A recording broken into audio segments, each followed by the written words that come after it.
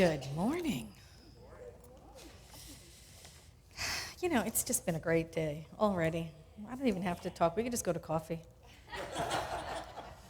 Everything that needs to be said is said, hasn't it? Gee whiz. We are in the month of spiritual freedom. We've been talking a lot about freedom over and over again. Freedom, and today's talk is freedom is just. Freedom is just.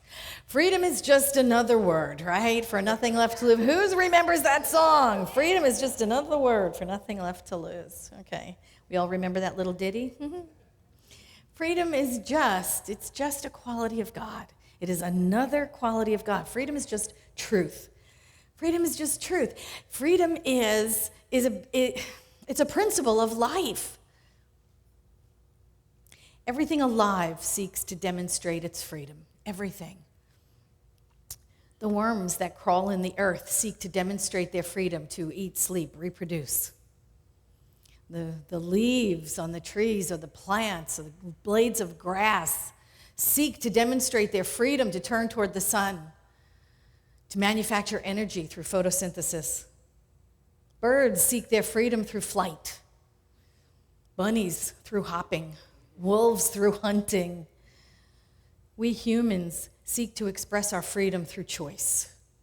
We seek to express our freedom through our ability to choose.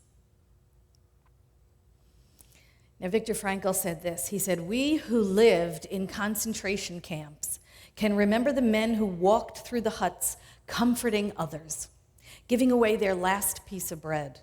They may have been few in number, but they offer sufficient proof that everything can be taken away from man, but one thing, the last of the human freedoms, to choose one's attitude in any given set of circumstances, to choose one's own way.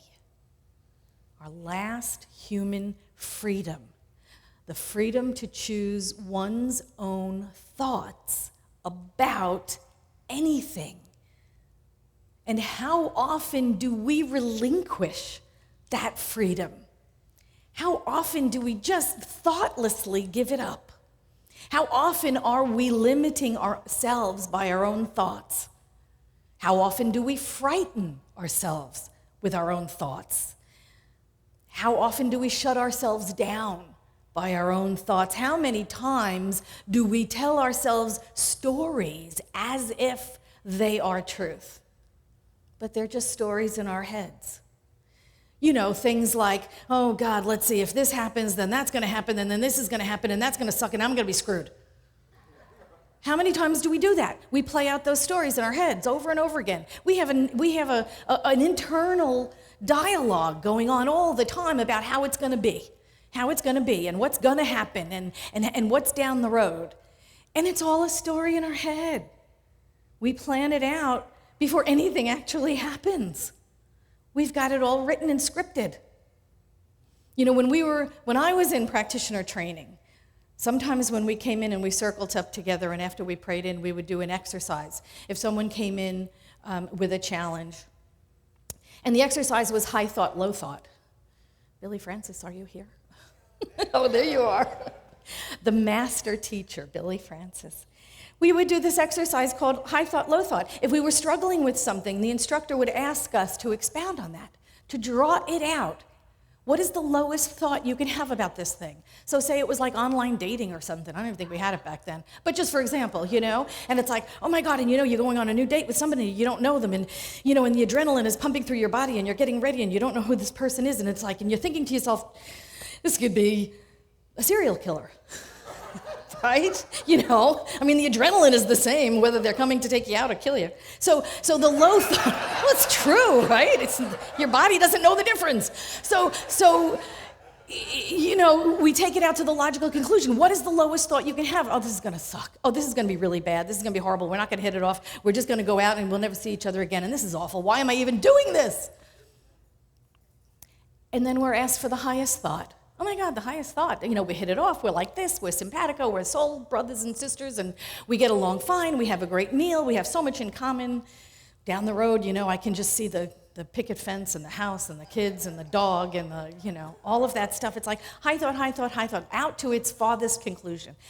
Either one of those stories are still just stories in our heads. But which tortures us and which comforts us? And where do you want to live? Do you want to live in the torture or do you want to live in the comfort? Same thing with I can't pay the rent. I don't have a job. I need to find a job, but I don't have any job. And you know where that story goes, right? That story goes we're homeless living under a bridge in a refrigerator box. There's no place, and then we die. There's no place else for that story to go.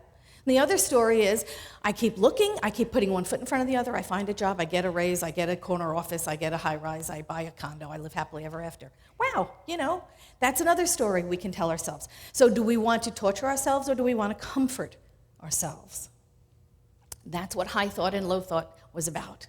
It was about taken to their conclusions. They are both extreme ends of the same story, but they live on a continuum. Is the extreme end going to happen over here? Most likely not. Is the extreme end going to happen over here? Probably not. We don't know. Probably somewhere in the middle, some continuum of things keep getting better and better for us. But still, either one, they're simply stories we're making up in our head. And so what do you want to choose? Do you want to choose something that's going to torture ourselves? Or do we want to choose something that's going to comfort ourselves? We are free to choose the story because none of it has happened yet. Ernest Holmes said this in Your Invisible Forces. He said, if we are certain that our lives are constructive, and if our whole desire is to live in such a way as to harm no one and bless all, then I think we should place no limit on the possibilities of our future. And since everyone is an individual, you and I cannot rob anyone else by living as though we were whole, happy, and unafraid. Living as though we were whole, happy, and unafraid. There's nothing to be afraid of in God's world. For whether we are here or somewhere else, we are certain that Spirit doeth all things well. Spirit doeth all things well. And when we facilitate foundations class, right, which is the basic class that we take when we come into this philosophy. What do we teach? We teach about awakening to our thoughts. That's what this practice is about. It's about awakening to that endless narration that's going on in our heads all the time. And what do we say? Is this thought serving me? That's the question we ask of our foundation students. Is this thought serving me? Is it serving the me that I am today? Right? Or is it something from my childhood? It's something my parents taught me? Is it something my culture taught me? Is it something the country taught me? Is this thought my thought? Or is it something I inherited? And is it serving the me that I am today? And if not, what do I want to exchange it for? Because that's what this teaching tells us, right? Change your thinking, change your life. That's our tagline. Change your thinking, change your life. So if this thought is not serving me, if it's a fear thought, if it's a false belief, if it's something I was just told by somebody that I just took on as my own, maybe I just want to get rid of it and I want to replace it with something that is more uplifting. Maybe I want to replace it with something that is truth. Maybe I want to replace it with a story that will raise my vibration. Maybe I want to replace it with something that will allow me to live in the potential instead of in the fear. What's possible? That's the story I want in my head. I want the story of what's possible for me. I don't want the story of I'm too old, I'm too fat, and I'm too short. I'm sorry. That is my story.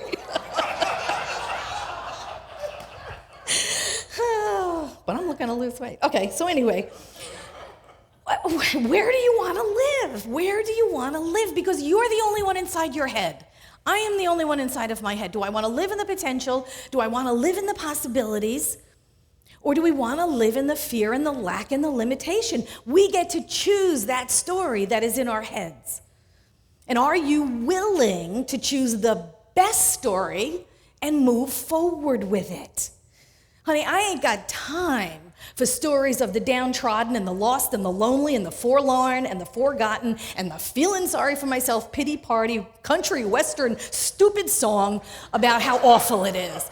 I don't have time for that crap. I don't think you do either. We have Potential, all of us, no matter where we are in life, no matter where we are in life, no matter what path we're on, we have a path. We can put one foot in front of the other. We got stuff to do. Living in the potential opens us up. Do you feel it's a higher vibration right away? We live in the infinite possibilities. I know but one freedom, and that is the freedom of mind. It is the freedom of mind. Every thought we have is a jumping off point to the next thought. And that leads us back to that high thought, low thought thing. Every thought we have is a jumping off point for the next thought. So where are you going to take it?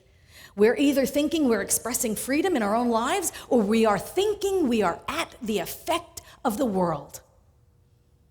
One is outwardly focused, one is inwardly focused. We are either thinking that we are making the choices in our own minds, or we're thinking we're at the effect of the world. This is, psychology, they call this locus of control, right? We believe we are in control of the effects of our lives. It is said that we have an internal locus of control. If we believe outside forces are affecting us all the time and we are at the effect of them, that is an external locus of control, yes? And there are benefits and drawbacks to both, right? People with that external locus tend to credit their successes on everything outside of them, right? It was good luck, it was good fortune, it was kismet, it was whatever. They were lucky, On the shadow side of that, when things don't work out, they get to blame everybody else. They blame everybody else but themselves, because it's an external focus. My boss, my job, my parents, the government, whatever. People with an internal locus of control tend to stick to their principles. They tend to stick to that internal guidance regardless of the conditions around them. They take responsibility for what happens to them.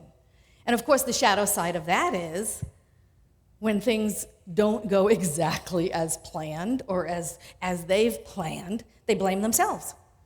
And then they get to beat themselves up relentlessly, right?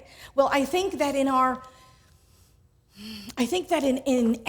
faith tradition, we're the people of both and, We're the people of both and. We've decided to have all of it. And I love that about us. It's like the whole glass analogy, the glass is half empty or half full. No, we're religious science. We have limitless refills.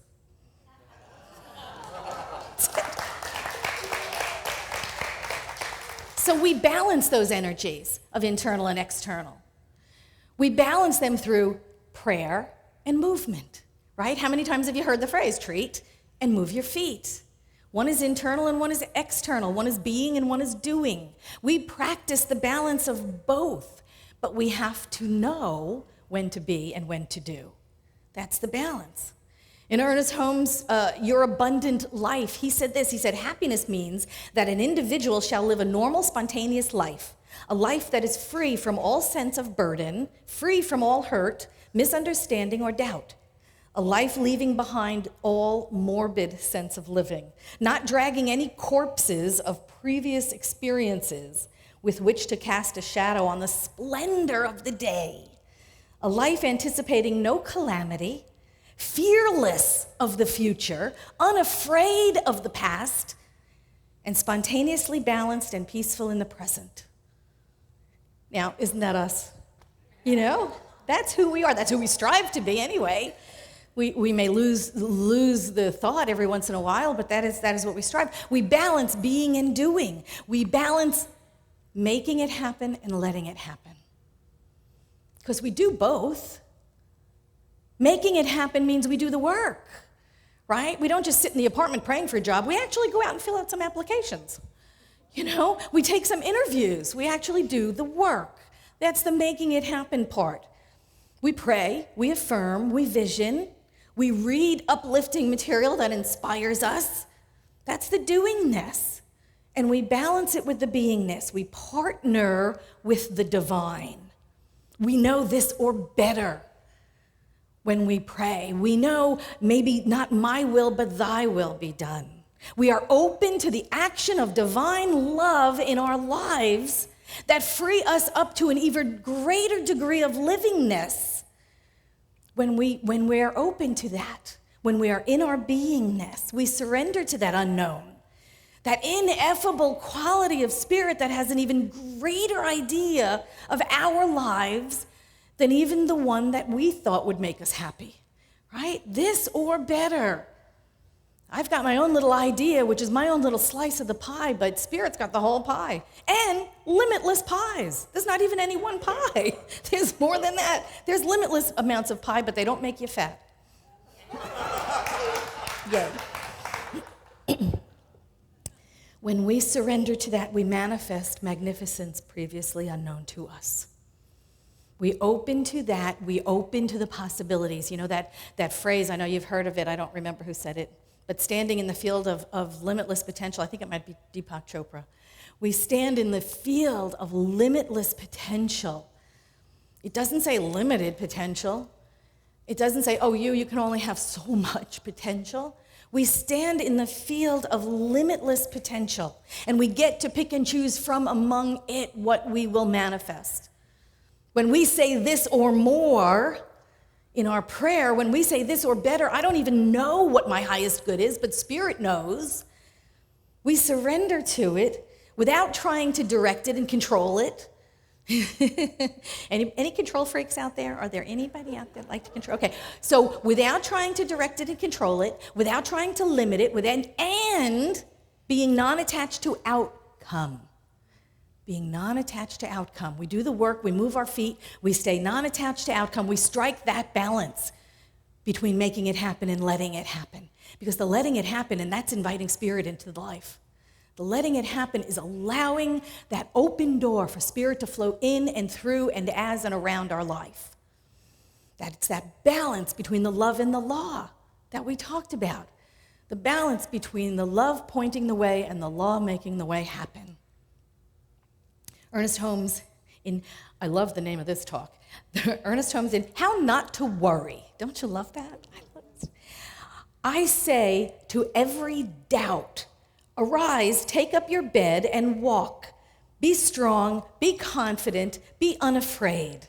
I say to everything that is little in my life, expand, increase. Believe in the greater opportunity. Know that you are one with good forever. Know that you are one with good forever. That is the freedom that we are. That is the spiritual quality of freedom that we are. We are free to think of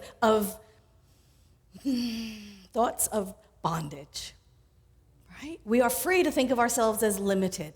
The very quality of God, known as freedom, means we are free to think of ourselves as trapped or limited. We're free and limitless. We are free to think of beauty or ugliness. We are free to think of ideas of unity or ideas of separation. We are free to think of ideas of love or ideas of fear. We are here to love each other. That's really why we're here, right? God is love and we are that. So we're here to love each other, not fear each other. We are humans here to provide love and support, nurturing, to be of service to each other, not to be fearful or suspicious or angry or condemning. We are here to uplift. We're here to uplift each other and ourselves. We're here to help the helpless. We're here to feed the hungry. We're here to house the homeless. And not worry about how it will make us look or what it'll cause. You know, I had a project I wanted to start here at Vision called Blessing Bags, and these were bags that we wanted to give out to the congregation that you could keep in your car, you know, that were just non-perishable items like socks and change and energy bars and things like that. We could just keep in our cars, and when we saw somebody on the street corner, we just hand them one. You know, just a blessing bag, just make it a little better for somebody. And I brought it up to a group, and somebody brought up the fact that, oh, well, you know, the mayor's office doesn't want us to do that. The mayor's office doesn't want us to feed because it makes a mess, and they really want to take care of it on their own, and they, you know, it causes more mess in the city than blah, blah, blah. And you know what? Here's my thought. I thought about that, and I took it under advisement, and I took it to prayer, and I thought, and I went, you know, we're not here to make life a little easier for the mayor. For the mayor's office. we are here to make life a little easier for each other, you know? And I think government is here to make life a little easier for us, not the other way around. So I will continue with this project of funding and granting these blessing bags because, you know, this is what we need to do. We make life just a little easier for one person, for just someone else. And then that grows, and then that grows. So I'm going to finish where I started, with Viktor Frankl, in the book Man's Search for Meaning, because he said this: "For the first time in my life, I saw the truth as it is set into song by so many poets, proclaimed as the final wisdom by so many thinkers. The truth that love is the ultimate and highest goal to which humans can aspire.